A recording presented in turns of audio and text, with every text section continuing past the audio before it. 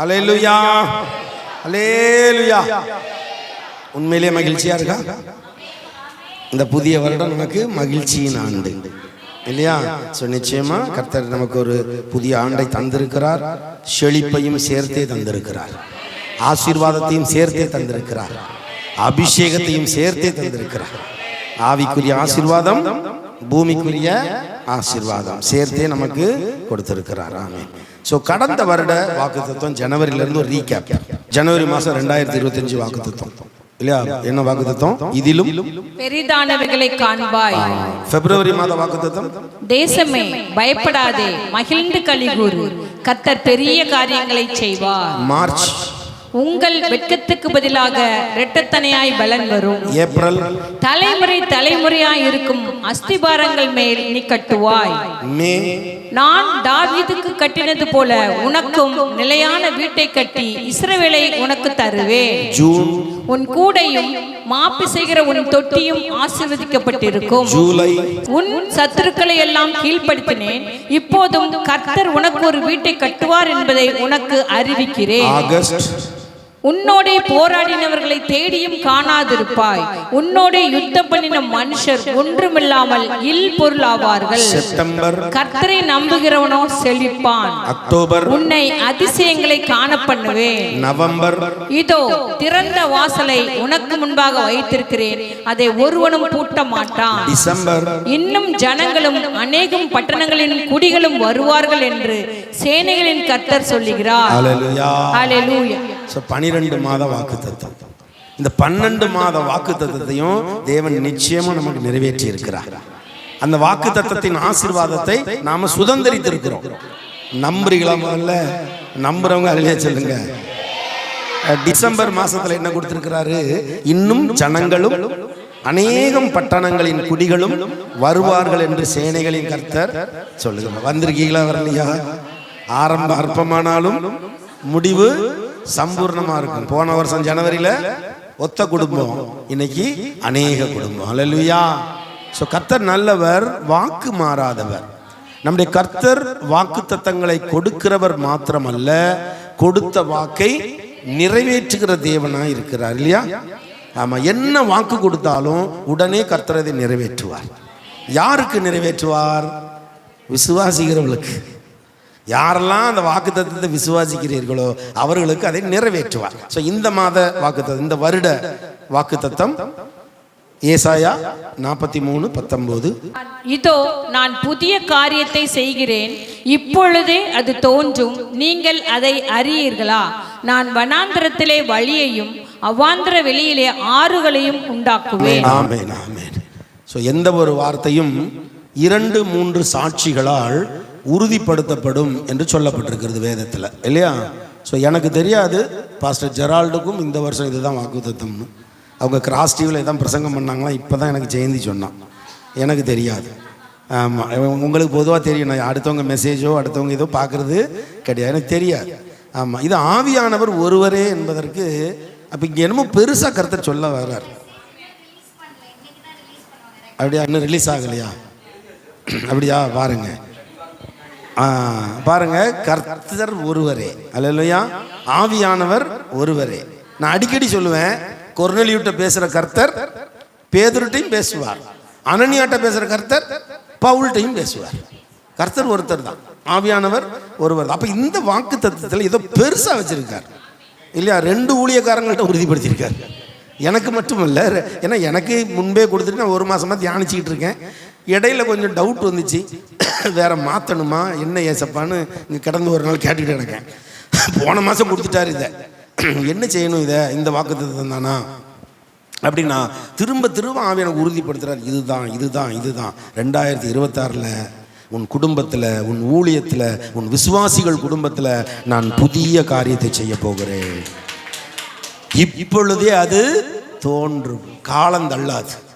இதுவரைக்கும் காலம் தள்ளி இருக்கலாம், நாட்கள் நகர்ந்திருக்கலாம், ஆனால் இந்த வருடம் நீங்கள் கையிட்டு செய்யும் வேலை எல்லாம் ஆசீர்வதிக்கப்படும். அது நாட்கள் கடந்து போவதே இல்லை. உங்களுக்கு என்னென்ன ஆசீர்வாதத்தை தேவன் தர விரும்புகிறாரோ அது உங்களை வந்து சேரும். நம்புறீங்களா?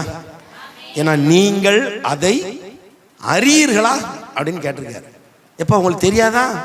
வாக்கு கொடுக்கறது நாம்பா, உலகத்தை படைத்த கர்த்தர். நான் வாக்கு தருகிறேன், இதோ நான் புதிய காரியத்தை செய்கிறேன். அப்படின்னா என்ன அர்த்தம்? போன வருஷம் வரைக்கும் ஏதோ ஒரு காரியத்தில் மண்டையை போட்டு பிச்சுக்கிட்டே இருந்திருப்போம். நம்ம மூளைக்கு அது எட்டாமல் இருந்திருக்கும். எப்போவுமே தமிழில் ஒரு பழமொழி உண்டு, பதற காரியம் செதறும் அப்படின்னு. அது மாதிரி கோபமான நேரத்தில் எந்த முடிவையும் எடுக்காதே, இல்லையா? அப்ப பதற காரியம் செதறும். நம்ம எதையோ ஒன்று திங்க் பண்ணிக்கிட்டு இதைத்தான் செய்ய போறோம், நம்ம இதைத்தான் செய்ய போறோம், இதுதான் நம்ம டார்கெட், இப்படி நினைச்சுக்கிட்டே இருந்திருக்கலாம். ஆனா இந்த வருஷம் கர்த்தர் சொல்றாரு, இல்ல இல்ல, நான் புதுசா செய்கிறேன், நான் புதுசா செய்கிறேன். உன் சிந்தனைக்கு எட்டாததை செய்கிறேன், உன் செயலுக்கு எட்டாததை செய்கிறேன். உலகமே உன்னை வியந்து பார்க்கக்கூடிய அளவுக்கு உன்னை நான் உயர்த்துகிறேன். அல்லேலூயா. உயர்த்துவாரா மாட்டாரா? ஒரு திறந்த வாசலை நமக்கு முன்பாக வச்சிருக்காரா இல்லையா? அப்ப 26ல் தேவன் கேட்கிறார், என் பிள்ளையே நீ அறியாயா? நீங்கள் அறியீர்களா? என்ன அறியீர்களா? நான் கர்த்தர் என்பதை நீங்கள் அறியீர்களா? நான் வாக்கு கொடுத்தா அதை நிறைவேற்றுவேன் என்பதை அறியீர்களா? அப்ப உங்க மனசுல ஒரு தீர்மானம் எடுத்திருப்பீங்க, தேவன் எனக்காக யாவையும் செய்து முடிப்பார். ஷூட்டிங் பிரேயர்ல கேட்டிருப்பீங்க, அதை கர்த்தர் வாய்க்க செய்வார். அல்லேலூயா. நான் வனாந்தரத்திலே வழியையும் அவாந்திர வெளியிலே ஆறுகளையும் உண்டாக்க. வனாந்தரத்தில் வழியே தெரியாது, தெரியுமா? ஆமா, பாலைவனம் ஒரு வனாந்தரம், அடர்ந்த காடு ஒரு வனாந்தரம். பாலைவனத்திலையும் வழி தெரியாது. ஆமா, எங்க எங்க போன தொலைஞ்சிருவோம், அப்படியே தொலைஞ்சு செத்து போயிடுவாங்க. பாலைவனம். அடர்ந்த காட்டுக்குள்ள போனவனும் வழி தெரியாம சுத்தி சுத்தி செத்து போயிடுவான். ஆனா கர்த்தர் சொல்றார், அப்படிப்பட்ட வனாந்தரத்திலே நான் என்ன உண்டாக்கி தருகிறேன்? வழியை. உன் கண்கள் கட்டப்பட்டிருக்கிறது, உன் சிந்தை கட்டப்பட்டிருக்கிறது. எதிரில் இருக்கிற என்னை பார்க்காம எதிரில் இருக்கிற பிரச்சனையவே நீ பார்த்துட்டு இருக்கிற தேவ பிள்ளையே, இந்த 2026ல் என்னை நோக்கி பார். நீ என்னை நோக்கி பார்க்கும் பொழுது நிச்சயமான ஆசீர்வாதத்தை பெற்றுக்கொள்வாய். அவாந்திர வெளியிலே ஆறுகளை உண்டாக்குவேன், இல்லையா? அங்க வறண்ட நிலம், அவாந்திர வெளி, தண்ணிக்கு சான்ஸே கிடையாது. அந்த இடத்துல தேவன் என்னத்தை உண்டாக்கி கொடுப்பாராம். அதான் வேதம் சொல்லுகிறது, நம்முடைய கர்த்தருக்கு ஒரு பேர் இருக்கு. என்ன பேரு? இல்லாதவைகளை இருக்கிறவைகளாக அழைத்து கொடுக்கிற கர்த்தர். ஒண்ணுமே, நான் அந்த கற்பத்தின் கனிக்கு ஜெபிக்கும் நல்லா கவனிச்சு பாருங்க. இந்த வசனத்தை சொல்லுவேன். எப்பெல்லாம் கற்பத்தின் கனி, யாருக்கு கற்பம் 15 வருஷம், உங்களுக்கு தெரியும் எல்லாருக்கும். நம்ம சபையில 10 வருஷம் 15 வருஷம் குழந்தை இல்லாதவங்களுக்குலாம் கர்த்தர் குழந்தை கொடுத்துருக்காரு, இல்லையா? ஆமா, எல்லா சாட்சிலாம் மண்டையை ஆட்டுது அப்படியே. ஆமா, சோத்திரம். எங்களுக்கு சாட்சி உட்கார்ந்துருக்கு, ஐரிஸ். ஆமா, இந்த இன்னொரு சாட்சி எங்க எந்த கிடக்கு. ஆமா, அப்படி நிறைய சாட்சி.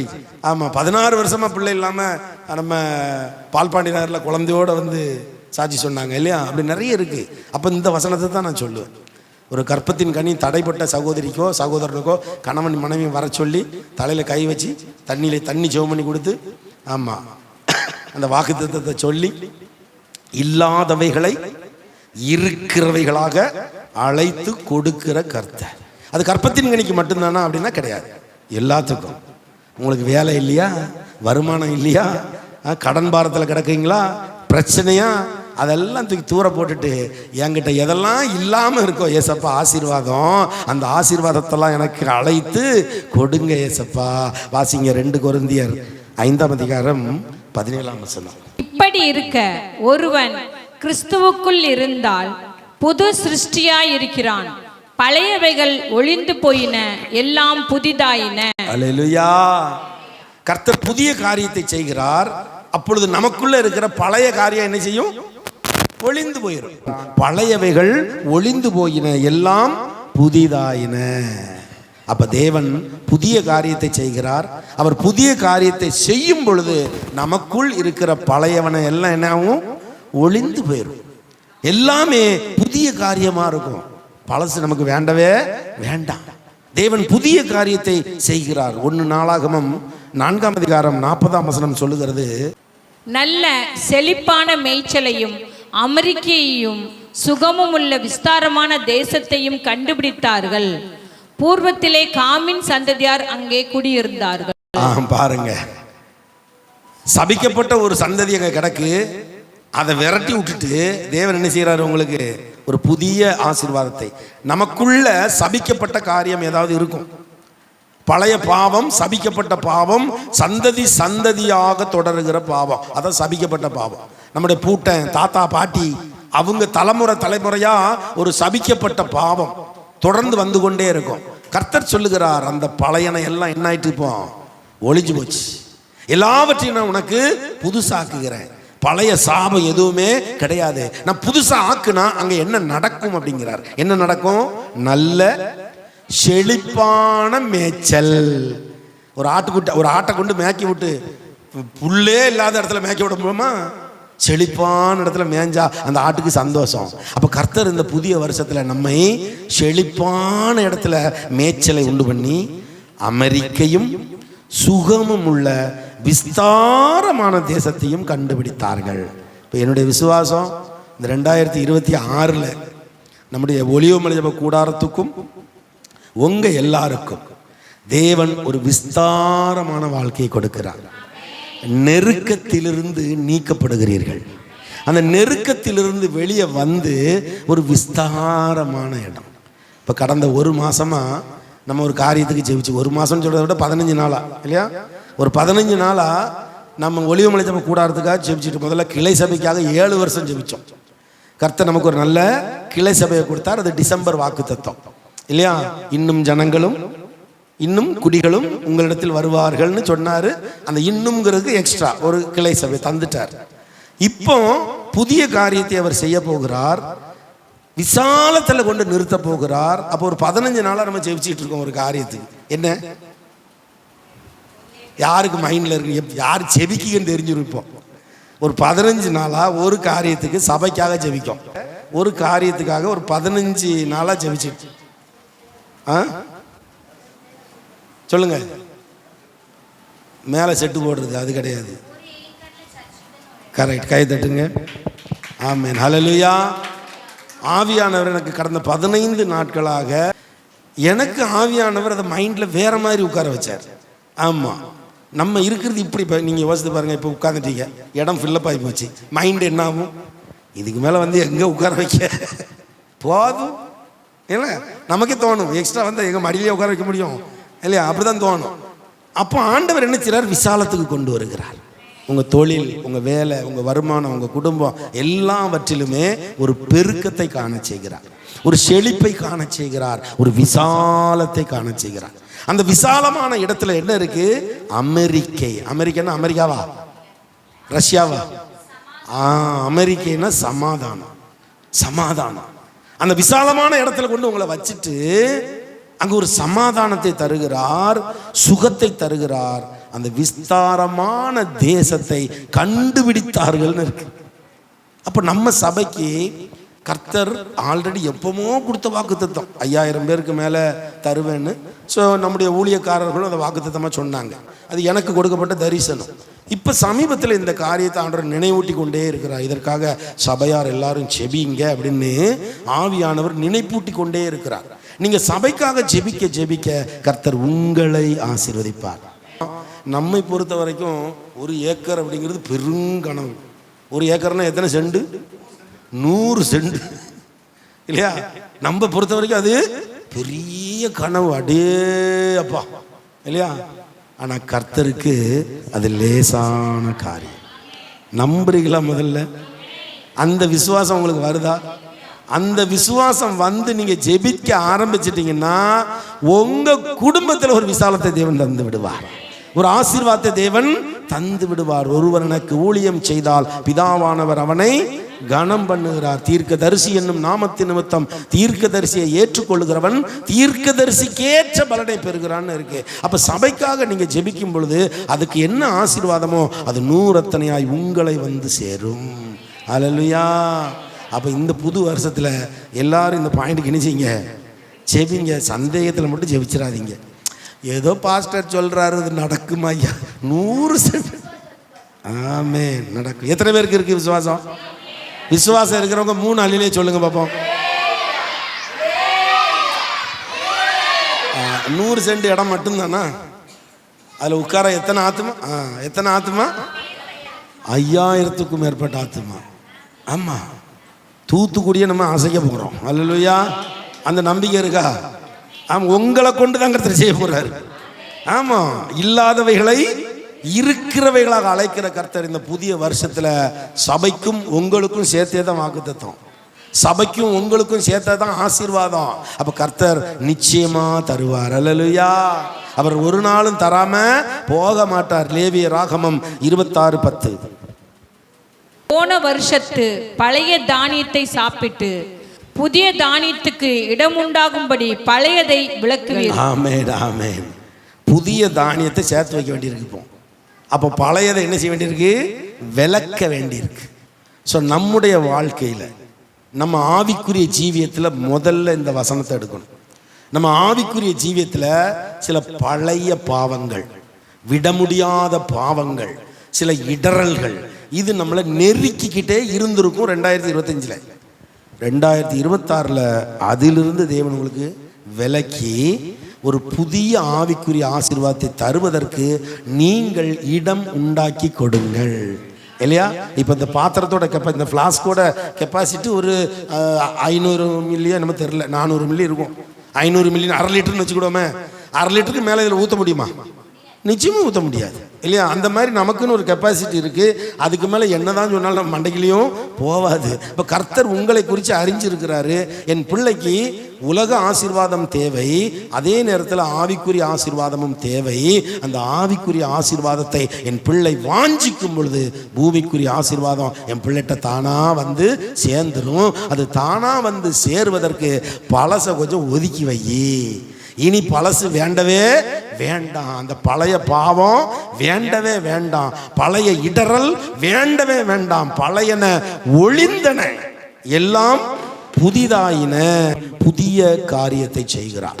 இந்த வருஷம் நம்முடைய பழைய அந்த வேண்டாத காரியம் எல்லாம் நம்ம வீட்டை விட்டு, நம்ம சபையை விட்டு, நம்மை விட்டு வெளியேறட்டும் இயேசுவின் நாமத்தில். ஒரு புதிய கிருபை, ஒரு புதிய ஆசீர்வாதம், அந்த புதிய தானியத்துக்கு இடம் உண்டாகும்படி பழையதை விலக்குவீர்களாக. அப்ப பழைய காரியம் ஏதா இருந்துட்டு, சிந்தனையில இருக்கலாம், ஒருவேளை தனிமையில இருக்கிற பாவமா இருக்கலாம், ஏதோ ஒண்ணு பழசு உங்களுக்குள்ள கிடக்கு. அந்த பழைய வித்து தூக்கி தூர போட்டுறணும். அது வேண்டவே வேண்டாம். புதிய காரியத்தை தேவன் நமக்கு செய்கிறார். ஒரே ஒரு வசனத்தை வாசித்து முடிப்போம். மார்க் 2:21-22.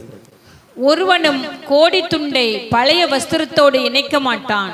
இணைத்தால் அதனோடே இணைத்த புதிய துண்டு பழையதை அதிகமாய் கிழிக்கும், பீறலும் அதிகமாகும். ஒருவனும் புது திராட்சை ரசத்தை பழந்துருத்திகளில் வார்த்து வைக்க மாட்டான்.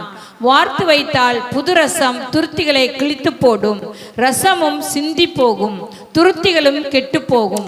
புது ரசத்தை புது துருத்திகளில் வார்த்து வைக்க வேண்டும் என்றார். நம்முடைய பழைய ஸ்பாவம் எல்லாம் இந்த 2025 போட்டோம் இல்லையா? நம்முடைய பழைய ஸ்பாவம் நமக்கு தானே தெரியும். என்னுடைய பழைய ஸ்பாவம் எனக்கு தானே தெரியும். உங்களுடைய பழைய ஸ்பாவம் உங்களுக்கு தான் தெரியும். உங்க சிந்தையை கெடுக்கிற பழைய ஸ்பாவம், உங்கள் செயலை கெடுக்கிற பழைய பாவம், அது எதுவாக இருந்துட்டு போட்டும், அதெல்லாம் இன்னையோட தூக்கி என்ன செய்யணும்? தூர போட்டுட்டு புதிய துருத்தியில புதிய திராட்சை ரசத்தை என்ன செய்யணும்? ஊற்றணும். இன்றிலிருந்து நான் புது சிருஷ்டியாக மாறுகிறேன் ஏசப்பா. எல்லாரும் வருஷம் 1ஆம் தேதி, ஜனவரி 1ஆம் தேதி ஒரு பொருத்தனை பண்ணுவாங்க. வருஷம் பண்ணுவாங்க. என்ன பண்ணுவாங்க? அதிகாலையில் எழுந்து ஜெபிப்பேன், தினந்தோறும் வேதம் வாசிப்பேன், சபைக்கு இடைவிடாமல் வந்துடுவேன். என்னமில்லாம பொருத்தனை 10 நாளைக்கு மேலே அது நீடிக்காது. 10 நாளைக்கு பிறகு அவங்களுக்கு ஏசப்பா நேரம் இல்லையா, ஏசப்பா ஏசப்பா அது இல்லையா, எல்லாம் பொருத்தனை அங்கனே போச்சு. அப்படி இருக்கக்கூடாது. இந்த புது வருஷத்தில் உண்மையிலே சொல்கிறேன், பொருத்தனை பண்ணுங்க. ஒரு பொருத்தனை பண்ணி அதை அனுதினமும் நினைவு கூறுங்கள்.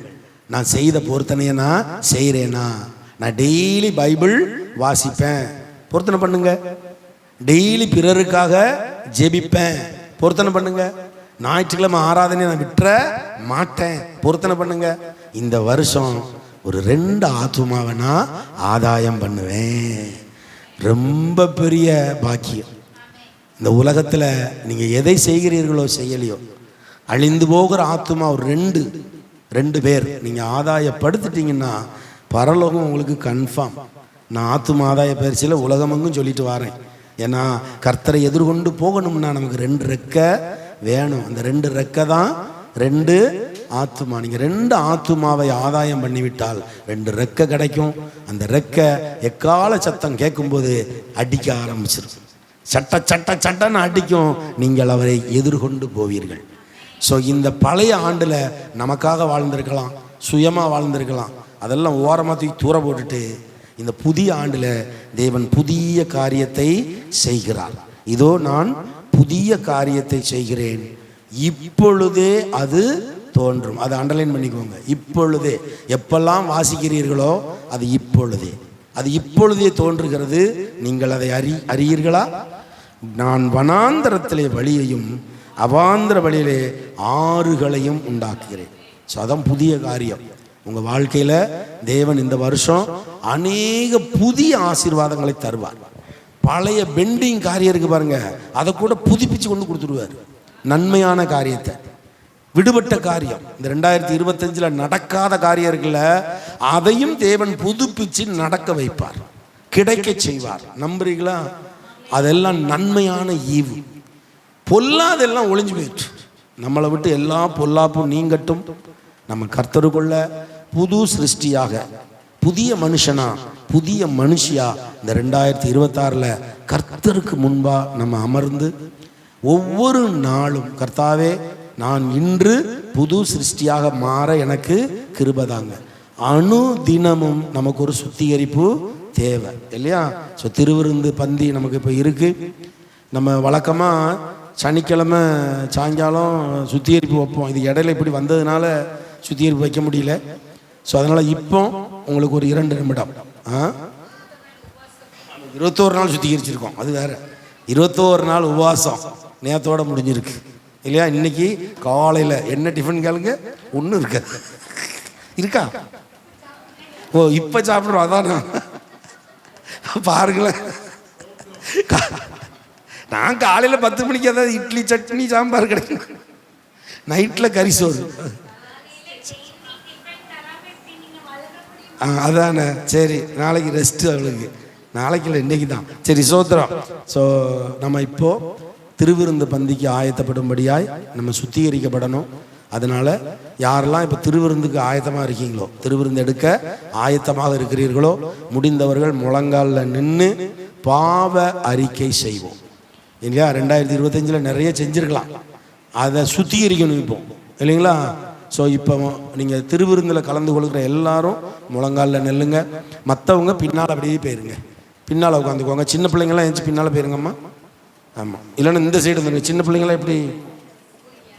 அப்போ எனக்கு இறங்க கஷ்டமாக இருக்கும். சின்ன பிள்ளைங்களாம் பின்னால் போயிருங்க. சின்ன பிள்ளைங்களாம் அப்படியே பின்னால் போயிருங்கம்மா. நம்ம கேமராவை ஆஃப் பண்ணிடுங்கம்மா, கொஞ்சம் கேமராவை ஆஃப் பண்ணிடுங்க. ஆமேன். சோத்திரம் சொல்லி அந்த திராட்சரசத்தை ஊற்றிருங்க ஐயா.